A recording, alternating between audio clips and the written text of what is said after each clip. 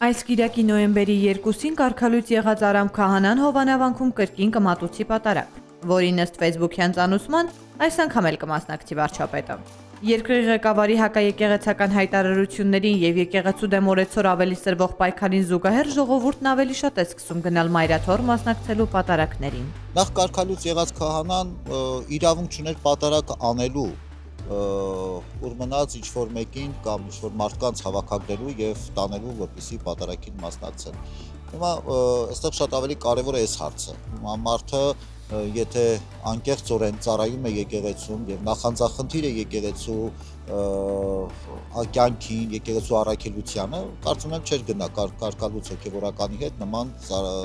արարողության մասնակցել։ Քաղաքացիներից շատերի համար եկեղեցին անձրից վեր կառույց է եւ պետության գոյատևման հիմքերից է։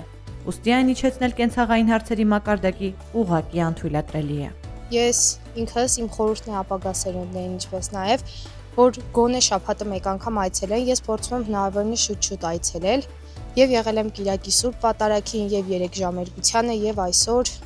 մարդիկ մոռացել են հոգեվորի մասին, հոգեվորը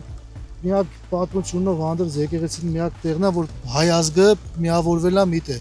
Սարդարապետը օրինակ, որ թուրքերը չհասան Էջմիածին, Թորնիկի մկրտության արարողություններ այսօր։ Այս պահը թե ինչա կատարվում մեր երկրում եկեղեցականի եկեղեցու հանդեպ, դա անհանդուրժելի է, որովհետև այսօր վարկաբեկում են հոգևորականներին, ձերբակալում են, իսկ դա մեր իրականության համար, հայ մարդու, հայ քրիստոնյայի իրականության համար աբսուրդի հասնող բան է։ Կաթողիկոսը, սենց կաթողիկոսը երբեք իրան թույլ տվել է զոհվածի ծնողին գցի ասֆալտի վրա քաշտա։ Որ երկրում են նման բան արել։ Խնդրում եմ, ինձ կարաք բացատրեք, մի երկրում դուք լրագրող եք, չէ՞։ Մի երկրում դուք տեղեկություն ունեք, որ Ռուսաստանը կլինի ուկրաինյան, չգիտեմ, մուսուլմանական Իսրայելը իր զոհվածի ծնողներին գցել ասֆալտի վրա քաշա։ Ես չեմ ուզում խորանալ այդպիսի հարցերի մեջ, բայց ինձ դուր չի գալիս։ Չգիտեմ ինչքանով է ճիշտ է սխալա ճիշտ է։ Հաճախակի եմ գնում եկեղեցի, իսկ այստեղ մեծ բավականություն եմ ստանում հոգևոր արժեքների մեծ մի լիվ պաշար եմ հավաքում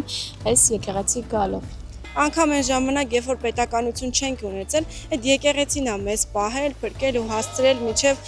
մեր օրերը ու դուրս գալ եկեղեցու դեմ, չգիտեմ։ Երբ որ սահմանին կանգնում է զինվորը, այդ զինվորը պահում է սահմանը, բայց հարձակումը լինում է դեպի հայրենիք, հա, թշնամու կողմից։ Իսկ այսօր